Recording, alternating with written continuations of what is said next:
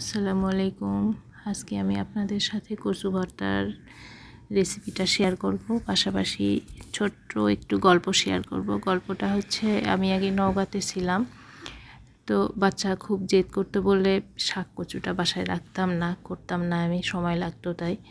তো ওখান থেকে যখনই আসতাম, আম্মুর এখানে আসার আগে ফোন করে দিতাম যে আমি কচু খাবো। তা আম্মু কচুটা সুন্দর করে ভর্তা করে রাখতো, ভালো রাখতো মানে সবগুলো খাবার বিছানার উপরে কাপড় বিছায়ে তার উপরে পরিবেশন করতাম, রেখে দিত। তো আমি এসে তাড়াতাড়ি করে বাচ্চাকে গোসল করায়ে আমি হাত মুখ ধুয়ে বাচ্চাকে খাওয়াই নিয়ে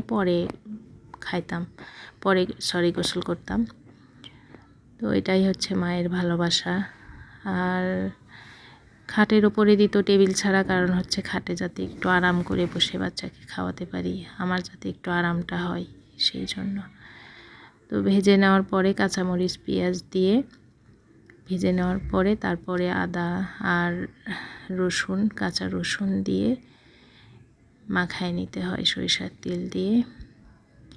এটাই, আমি একটু রস পছন্দ করি বলে একটু রসালো টাইপের, একটু নরম টাইপের করা, এই তো।